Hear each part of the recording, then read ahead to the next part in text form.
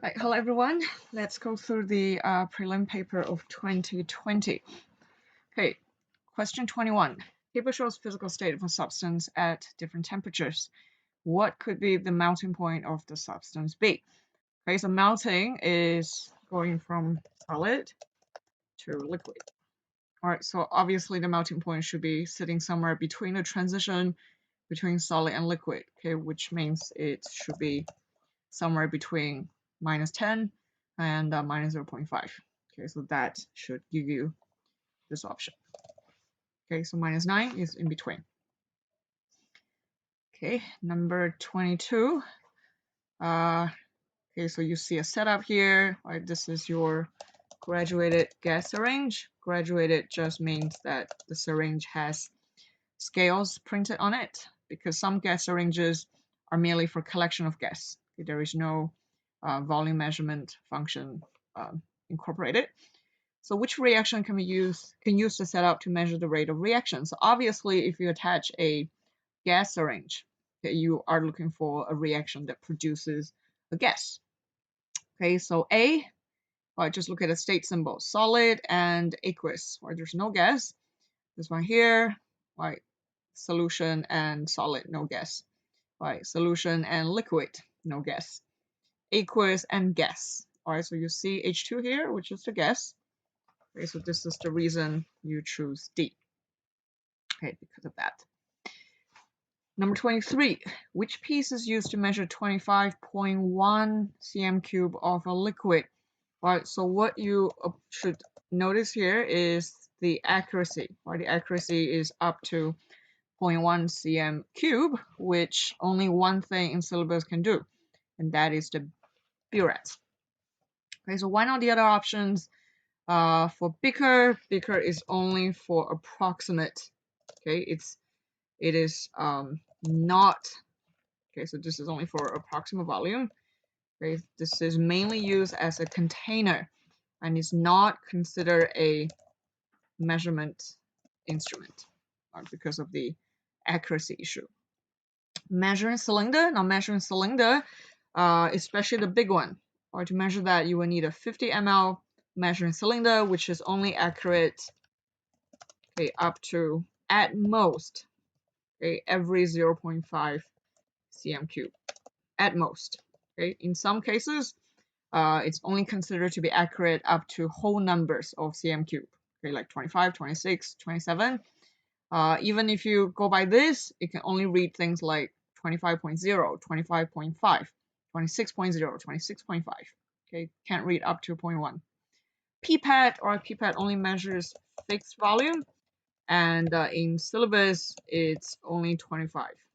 Okay, so if it's exactly 25.0, you can use that. Anything else you can't. Okay, number 24. Which diagram shows a mixture of two compounds? Okay, so it needs to be two compounds. So diagram 1, okay, you're looking at, okay, one element. Okay, so everything is a gray circle. So this is something like maybe a noble gas, or neon, helium, and so on would look like this. Diagram number 2, now even though they might look a little bit different, but that's just a difference in orientation. If you count the ratio, it's one darker circle always bonded to 4 lighter circles. All right, so it's a fixed ratio. This is one compound only. All right, so this is a pure substance. Number 3 here is the answer, because you see a one black, one gray. This is one compound. And here you see one black, two gray. That's another compound, okay, because the ratio differ, even though the kind of atoms inside might be the same thing. Or for example, this one could be carbon monoxide and this one could be carbon dioxide, and they are different things. Okay, what about number 4? Okay, number 4, you see two different kinds of atoms, but they are not bonded in this manner. So this is a typical representation of alloys. Okay, an alloy, which is a mixture of, in this case, two elements together. Okay, the gray ones, one element, the big black ones are another element. Okay, so the answer is 3 only for 24. Okay, number 25. Fullerene was discovered in 1985. It's a perfect square with chemical formula C60. But from this information, what can be deduced? So C60 means in one molecule of fullerene, there are, okay, one molecule of this contains 60 carbon atoms. Okay, so it's a huge molecule. So A contains only one element, true. All right, so this is the statement you're looking for. There's only carbon inside. B is a compound of 60 elements. No, it's a element of 60 atoms. C is a mixture, or it's not. It's a pure element. All right, so what's wrong with B, C, and D? It's basically classifying fullerene wrongly. Okay, next. What can be deduced from the symbol 42He? Now, the number below is always representing the number of protons. Okay, oops. Okay, and the number above is always representing the number of protons plus the number of neutrons. Okay, so, and in an atom, the number of protons is also equal to number of electrons. So in this case, it's equal to 2. Okay, so because the top is 4 and proton is 2, so number of neutron is 4 minus 2, which is also 2. So everything here is 2. 2 protons, 2 neutrons, 2 electrons. A, an atom of helium contains 2 electrons, right? So this is true. Okay, so that's what you're looking for. B, an atom of helium has 2 protons, true. 4 neutrons, false. Okay, helium has a proton number of 4. Okay, nope, it has a proton number of 2. And number 4, helium is a diatomic molecule. Now remember that helium is one of the noble gases, okay, which means it exists as a monoatomic. Okay, it's a monoatomic element, which means it's just single atoms going around like this, all right, like question 24, diagram number 1. Okay, next, number 27.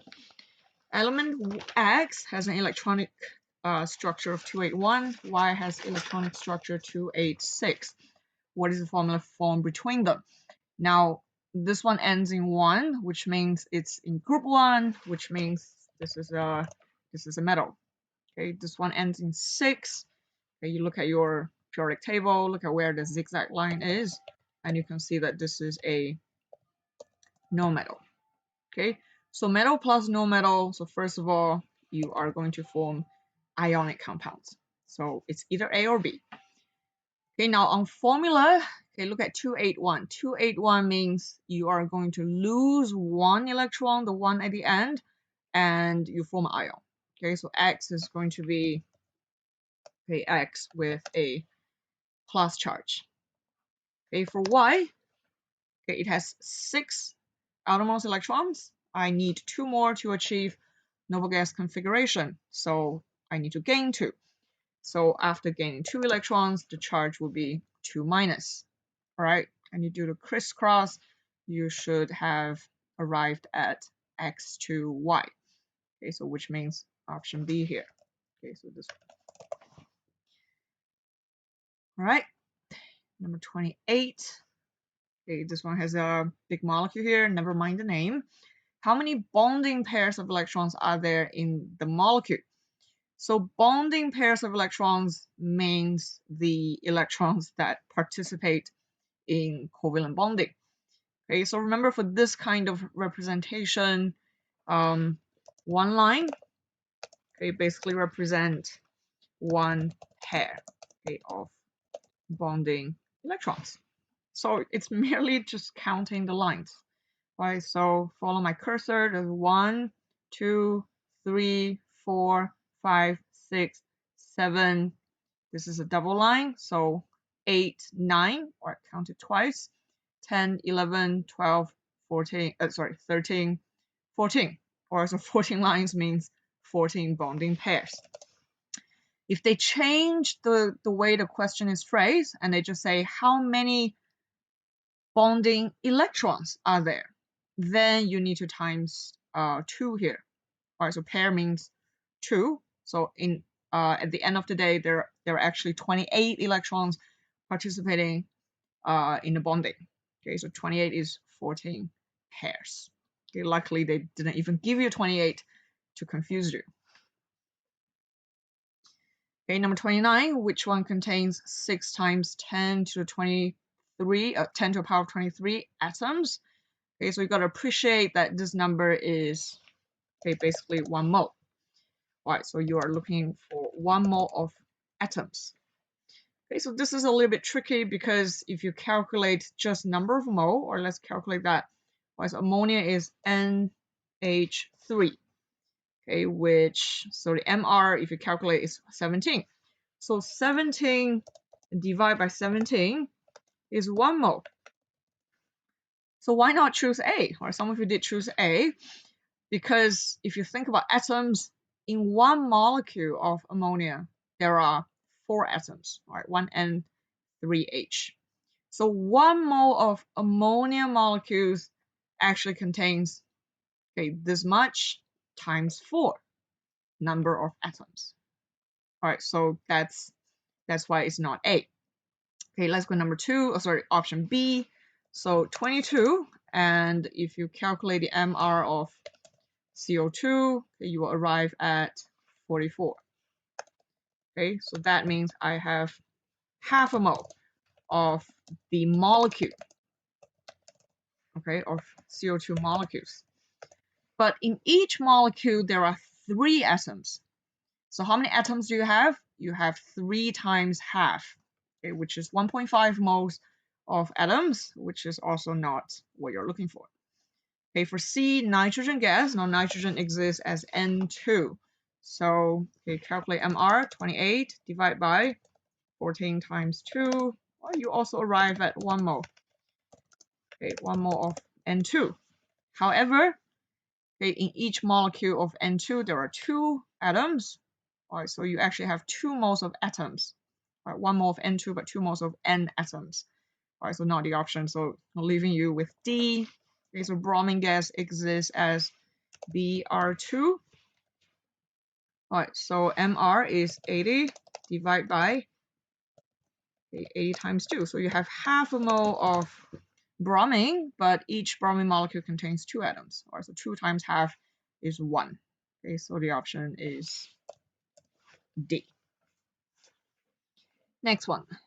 All right, glucose has a relative molecular mass of 180. How many grams of glucose are added to 50 cm cube of water to make a solution of concentration 0.4 mole per dm cube? Now, first of all, you need to convert cm cube to dm cube, and you should get to 0.5. Oh, sorry, 0.05 dm cube. Okay, so how do you get back to your answer here?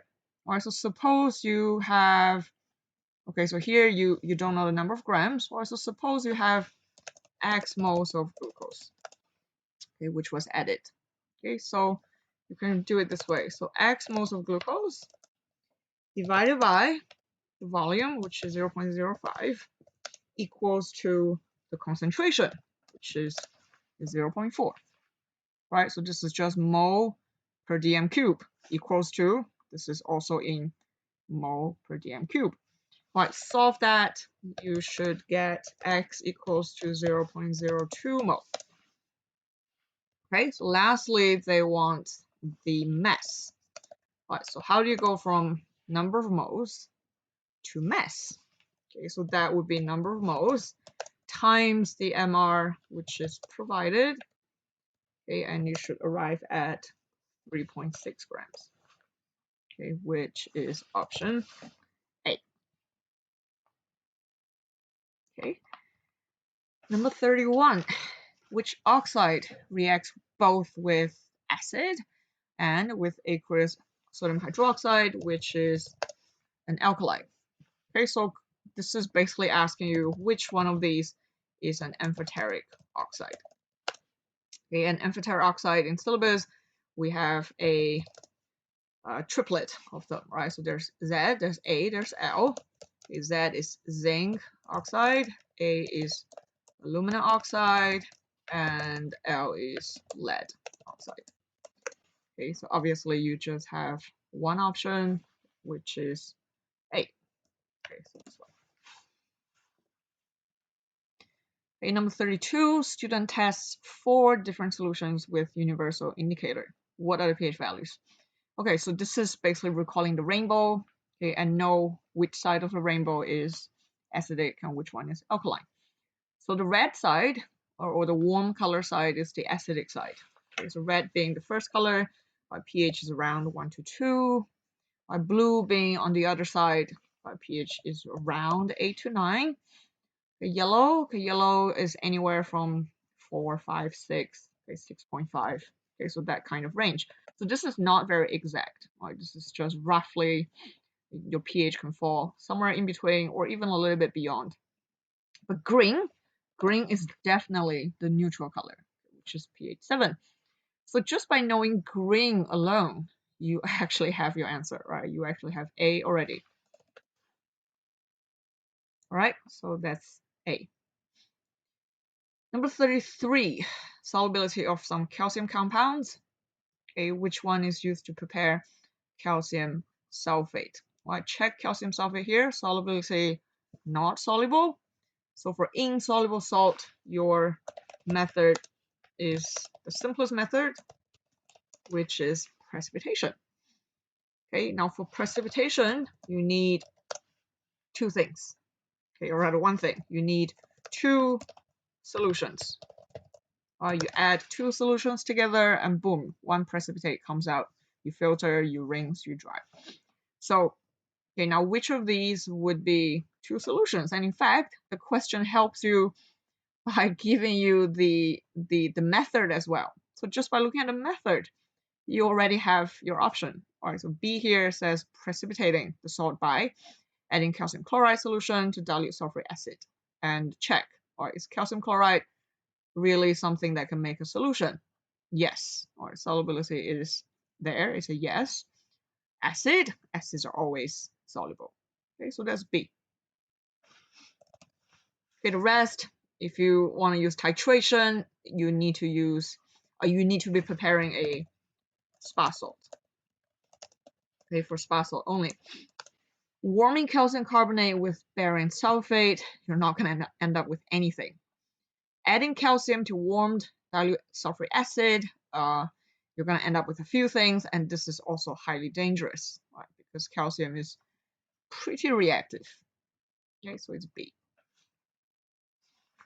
Number 34, why is limestone added to the blast furnace in the manufacture of iron? Okay, limestone is basically calcium carbonate. So first, when you add the limestone in, the limestone will be decomposed, okay, by the heat, okay, forming 2 things. Now these 2 things, one of them is useful and one of them will kind of half useful. Well, so the limestone itself doesn't really do anything. Okay? It's the breakdown product that will perform the next step. Okay, so the calcium oxide will combine with the sand or silica. Right, so this is called silica. Okay, which are the impurities in your iron ore, because your iron ore is basically lots of iron-containing rocks, okay, mixed with silica, which is sand. All right, and you're going to form your slag. Okay, so that's basically slag. Oops.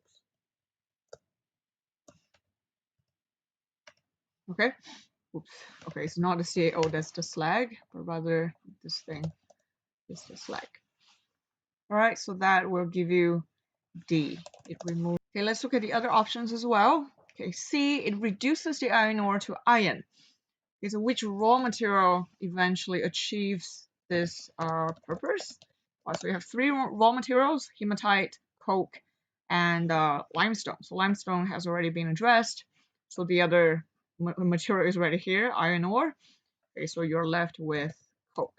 Okay, now coke itself does not reduce the iron, but coke, which is mostly carbon, will combine with oxygen to give you CO2.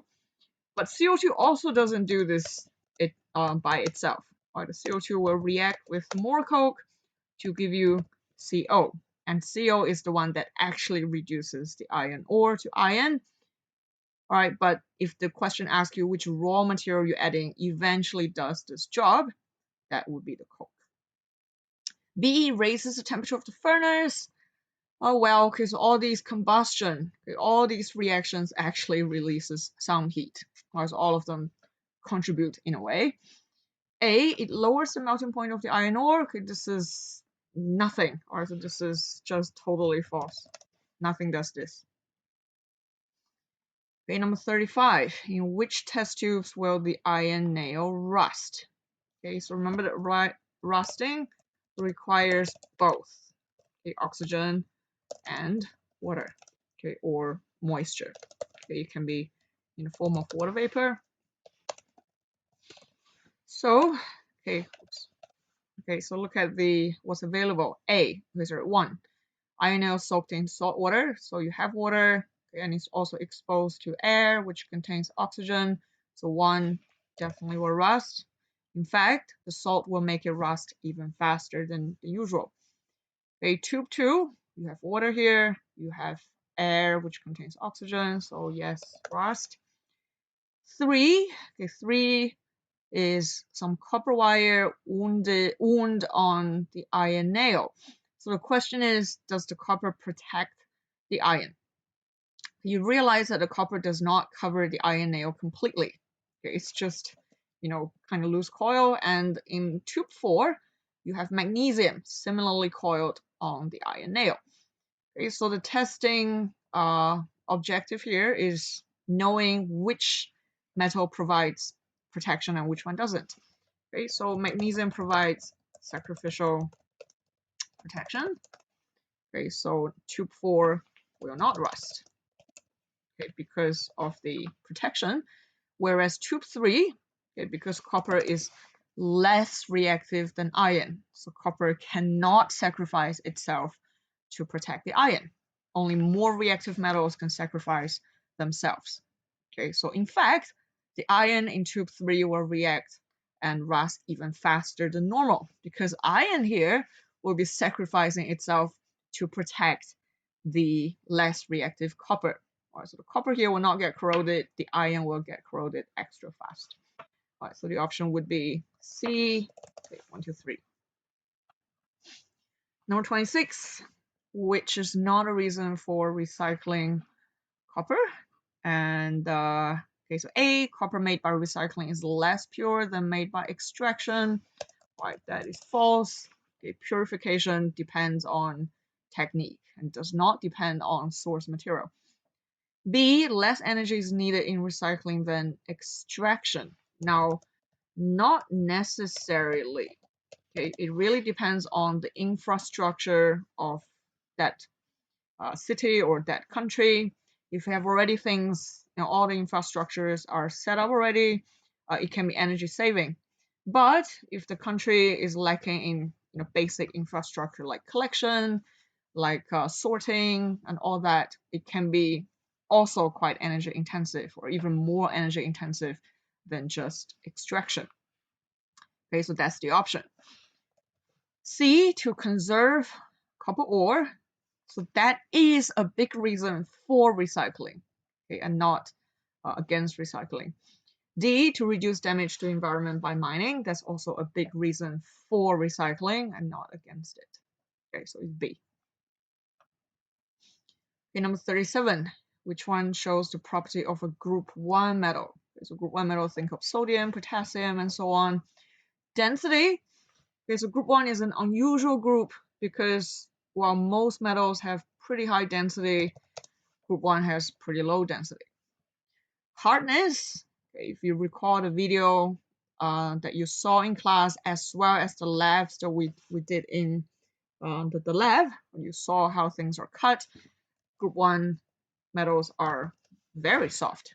Okay, they can be so soft like butter, you can cut them with a plastic knife. Okay, so that will give you option D. 38, which one is endothermic? Endothermic means processes that will need to absorb thermal energy. Okay, so A, combustion of coal. combustion of coal definitely release a lot of energy, or you feel the heat. So this is exothermic. B, condensation of steam. If you ever reached your hand into steam, right, while something's boiling, you'll feel tremendous heat. Okay? In fact, people get worse burn from steam than from really hot water, because the steam, when it condenses on the skin, can just release more heat than boiling water itself. So this is tremendously exothermic. C, evaporation of ethanol. Okay, if you've ever applied sanitizer or anything containing ethanol, alcohol onto your skin, I'm sure you recall the very cooling sensation. And that is because when ethanol evaporates, it takes away a lot of heat from the surrounding, such as your skin. So this one absorbs a lot of heat from the surrounding. D, freezing of water. Okay, so this may not be easy to visualize, but if you think about the reverse process, okay, so what is the opposite or the reverse process? That would be the melting of ice. And you know that melting of ice requires absorption of a lot of heat. Okay, absorption of a lot of heat. Okay, so if you want to accelerate the ice melting, you need to supply more heat. So the reverse of melting of ice is freezing of water into ice. Okay, so this one actually release a fair amount of energy. Okay, here. Okay, so there's one technique. If one thing is unfamiliar, think about the opposite process, which might be more familiar to you. Okay, so the answer would be C. Okay, number 39, an element T forms an ion T2 2 plus, which has electronic arrangement 288. Which statements is or are correct? So if T forms T2 plus, okay, that means T has lost 2 electrons, which means the T atom, the electronic configuration must be 2882. You lose 2, you become 288. So 1. T is an alkali metal. Alkali metals is another name for group 1 metals. And T obviously belongs to group 2. Okay, so 1 is false. 2, T is in the 4th period of the periodic table. Okay, so look at that. Look at the atom. So 1, 2, 3, 4. I've got 4 numbers. That means I've got 4 shells, which means I am in period 4. So this is true. All right, 4 numbers, 4 shells, period 4. T forms a basic oxide with oxygen. All right, so group 2 or group 2s are all metals. So T is a metal, and T is not any of the ZAL. And you know that most metal oxides are basic oxides except the ZAL, which means this statement is true. Okay, so you have 2 and 3, which would be option C. Last question. Which gas is produced by both lightning and internal combustion engines? Now, internal combustion engines can produce a few pollutants, like carbon monoxide, nitrogen dioxide, right, or sulfur dioxide, right? So quite a few. But for lightning, there is only one possibility, which is nitrogen dioxide. Right, so this is a pure recall question. The option would be C. B. Right, so that is the last question of prelim. If any of the above explanation is not clear, please let me know privately, then I'll try to find another angle to explain it to you.